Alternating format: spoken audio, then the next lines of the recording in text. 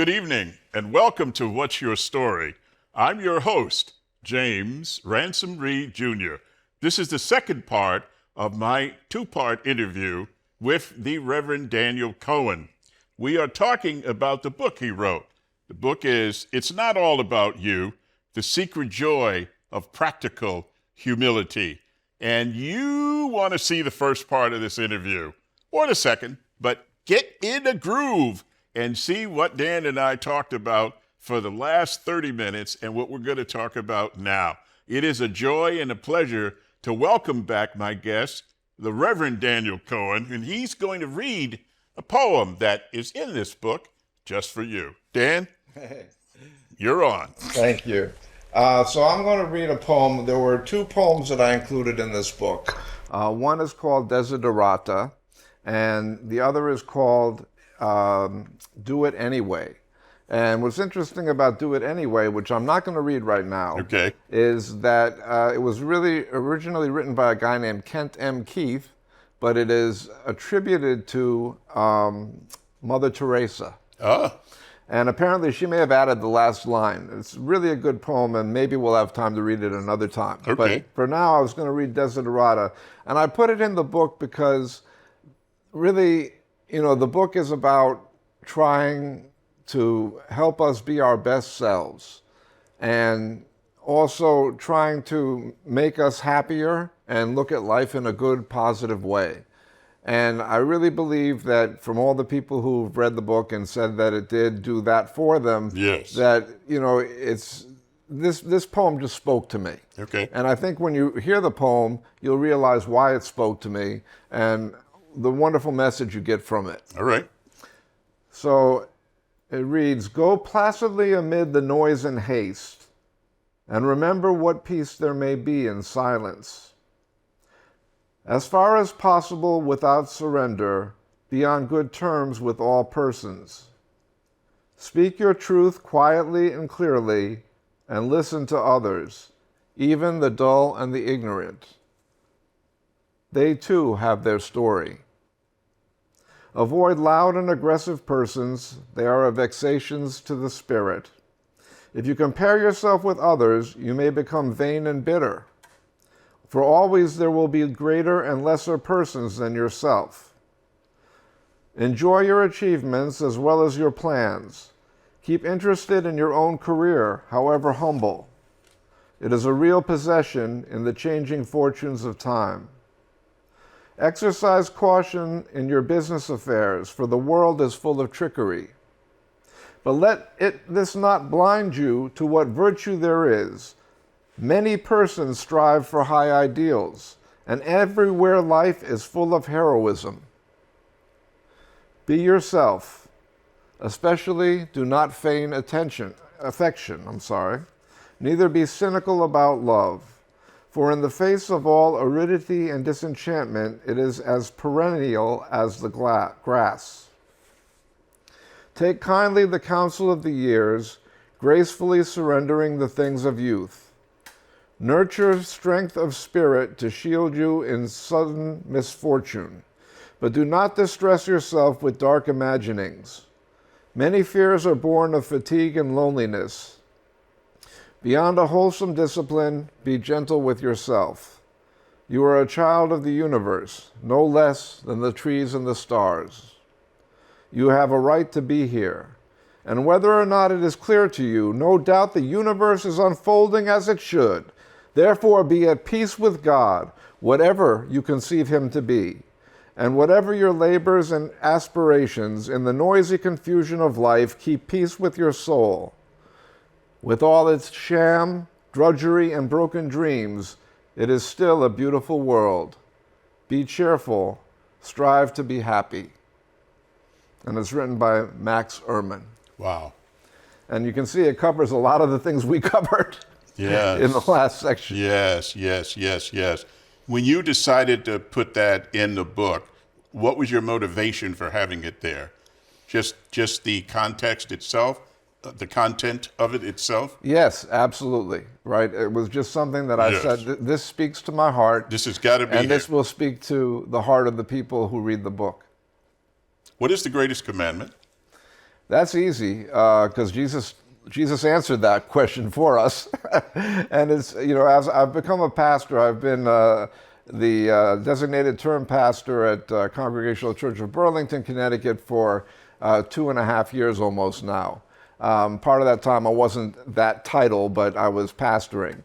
And the idea is that I've learned from pastoring is the one scripture that I'm focusing on by far the most, that I didn't focus on as much as a minister or as a deacon, is Matthew 22, verses 37 through 40, where Jesus is asked, what is the greatest commandment? And he says, the greatest commandment is to love God with all your heart, mind, and soul. And the second is to love your neighbor as yourself. And neighbor meaning everybody who lives on this planet, including our enemies. So that's the answer. That's the greatest commandment. Right? It comes back to love, and if you don't have the love and you're not feeling the love, that's a spiritual thing within you that sort of needs to be fixed. And, fixing that, first you start by giving love, because then you'll start to get more, but you also have to take care of yourself. So this next book that I'm working on, I'm going to include a part about just taking care of yourself. You need to sleep right, you need to eat right. You need to sleep with your wife if you're married, or your husband if you're, so. Never heard of that. Well, you want to take care of yourself, right? There you go. And if you're not taking care of yourself, you're not exercising, and you don't have anything in your life that you're interested in, and you have no connection with the spiritual reality behind the universe, and all of these things help you take care of yourself. If I don't get enough sleep, I'm a bear. I'm not a good person. If I don't get enough sleep and then I don't get to do my daily devotional in the morning, and my hour that it takes me to get all ready, I'm not the same person. So taking care of yourself, that's vital. Is it possible for people who have felt that they were unloved and grew up that way to give love? Is that possible? Oh, of course. Right? How can you give what you've never had? Well, because in reality, I would say no one's never had love at all, right? I mean, we're sort of dealing in absolutes, right? But every human being gets some love somewhere, somehow. Now, you hear stories of, people who were, in infancy in, some third world country or, some place where they got no love at all. Like they were put in an orphanage as a baby and they'd cry and nobody ever responded to their cries, so they stopped crying. Those people are severely damaged. And, only love later on can help them. But you do find stories of people who seem to have not had a good beginning to life, and yet still wound up being great, loving people. And usually there's one person who believed in that kid. One teacher, one parent, one somebody, who they run across, even if it's not their biological parents. And, they got to get it from somewhere. But, in life is, relatively, even if you live a year on the planet, right, there's many things you can learn. And you can learn, I think, that love works.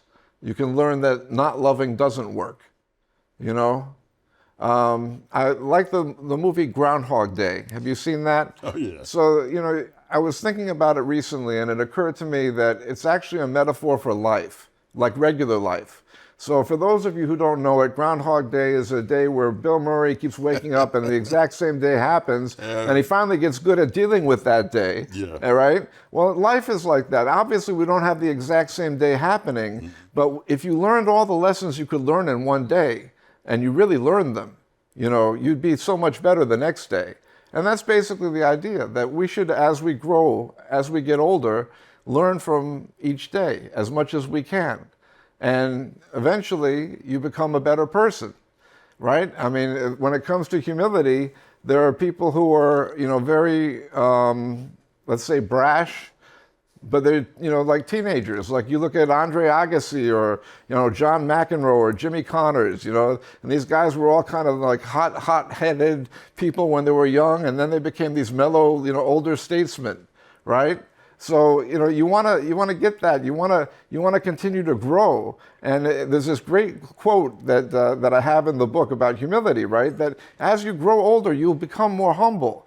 But that doesn't mean that you can't get a jump start on it by reading the book. That's right. Okay? Don't delay it. That'll make it even that much. It'll be like humility on steroids, right? If you're reading the book. But there's this great quotation. I love it. That Mark Twain says, "When I was 14, my father was an idiot, but when I was 21, I was amazed to see how much he'd grown in the last 7 years." That's right. But of course, it was Twain who had grown from 14 to 21, not his father who went from 50 to 57. Yeah.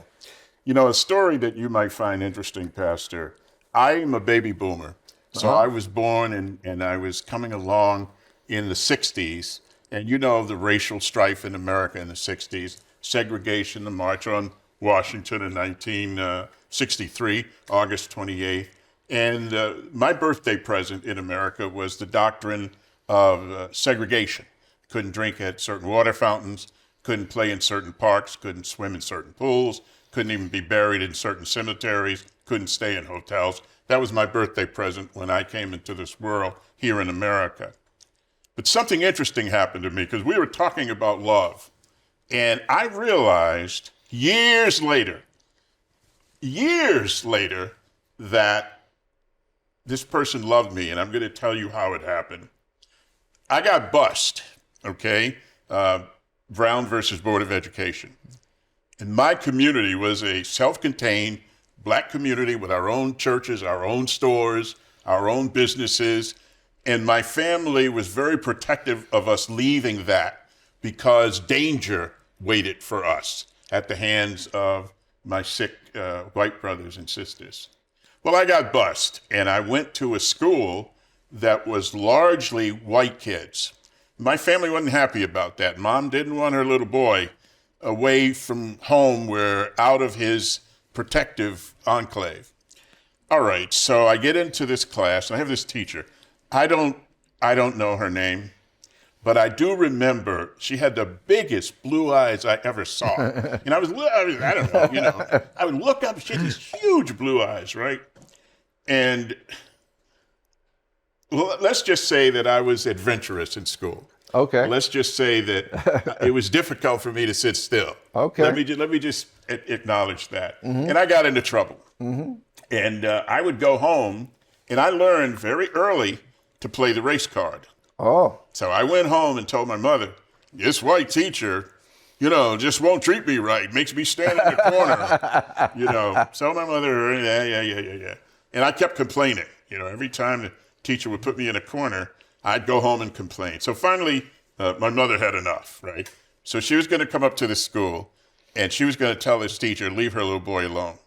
So my mother was ready to bear, right? Uh-huh. Oh, boy. So we go, she drives me to school.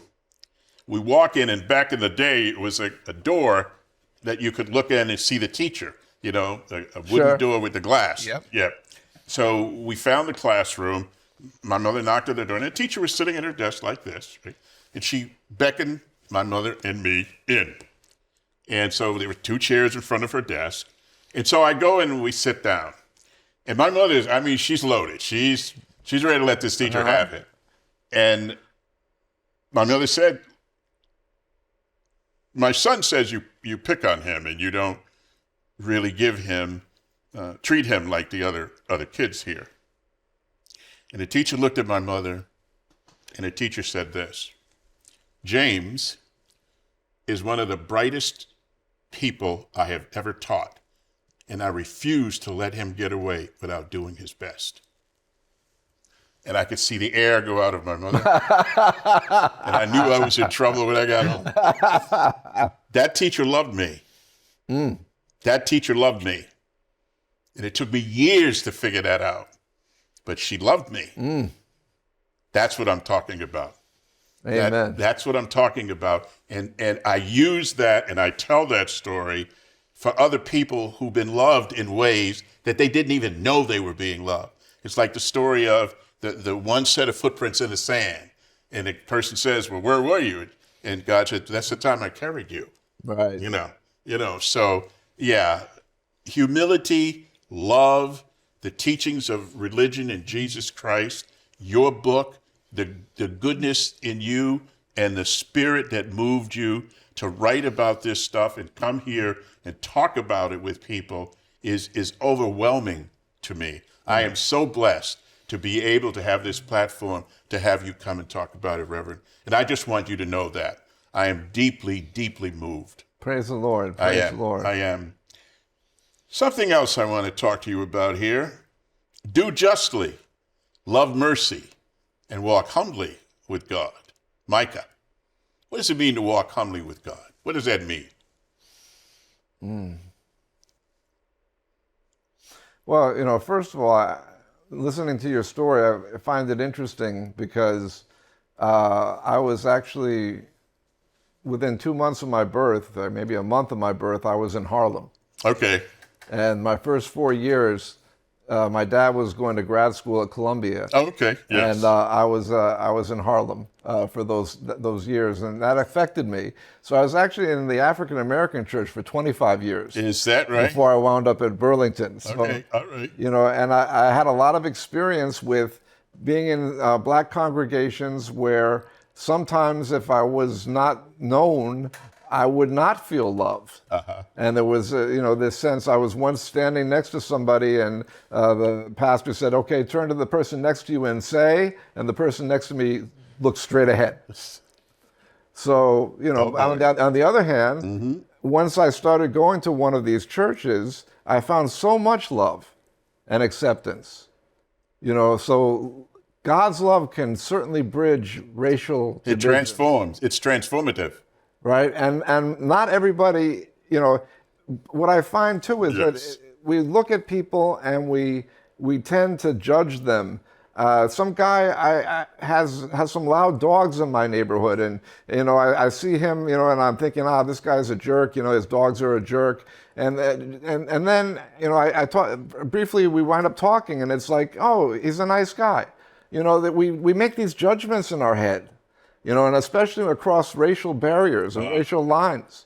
And yet when you get to know people, people are people. It's really the human race, isn't it? There are cultural differences, but it's and the they have to be human race. respected. Yes. And you have to understand that. Yep. But at the same time, if you show love and you're showing God's love and you're in a church, those people are going to show you love. And the spirit in the black church is an awesome thing.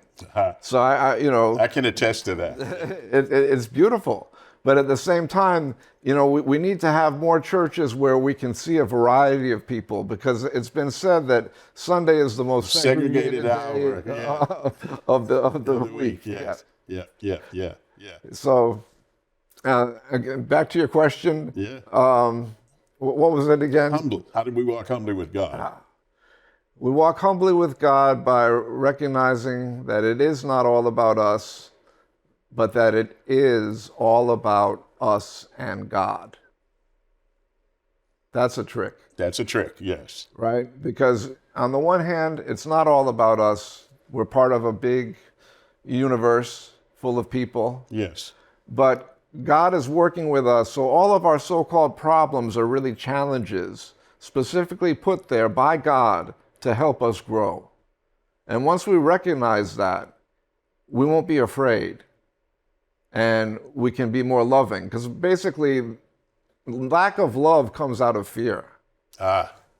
So if you're afraid of somebody, you're not going to show them love because you're worrying about what they'll do to you. Yes. Rather than, just like life, if you're worried about what life will do to you, that's kind of a passive way of looking at life.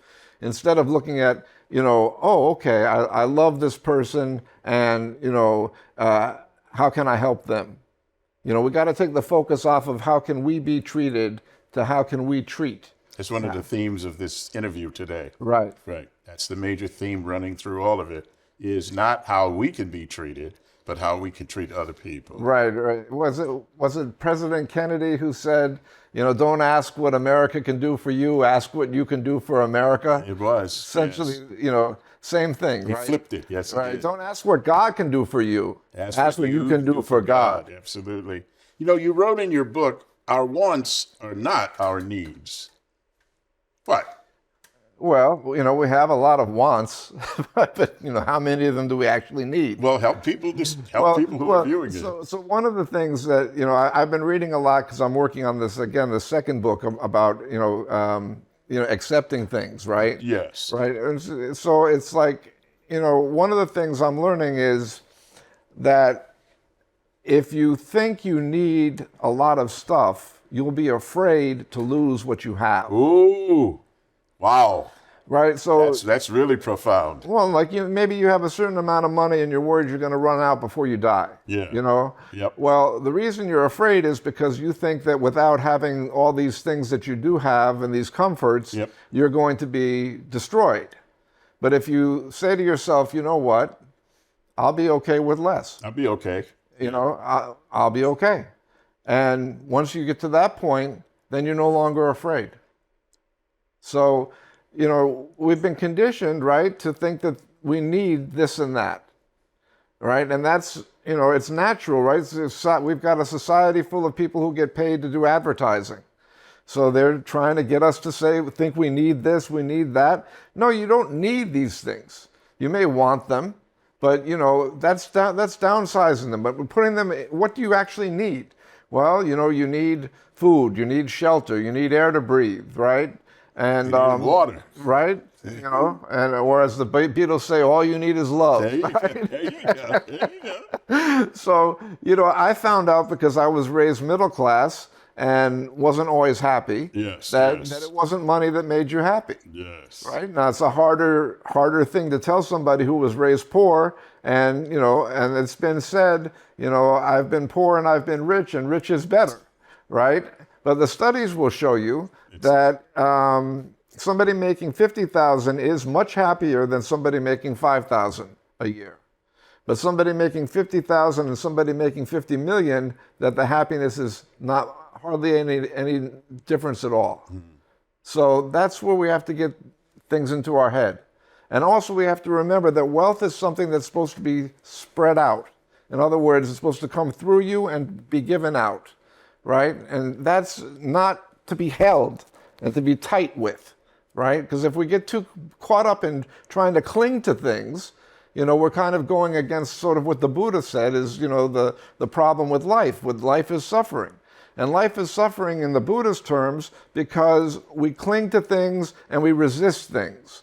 And, the key to having a life that is not suffering is to not be worrying all the time about yourself. And that's where all these humility paths come in, right? Because they teach us not to spend our time spinning our wheels, worrying about ourselves.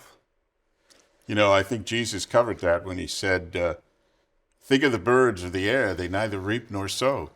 And your heavenly Father feeds them. How much more are you? Seek, and the door will be open. Knock. He was telling them exactly what you are saying. Don't worry about it.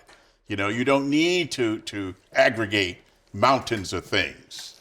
You don't need to do that.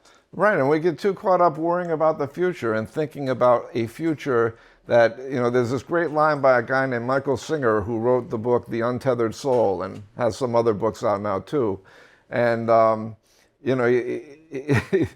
says that, there's so many quotes by him that I could go to, but he said everything will be okay. Or it says if you are worried about the future, you're making up a future that doesn't exist that bothers you. Okay.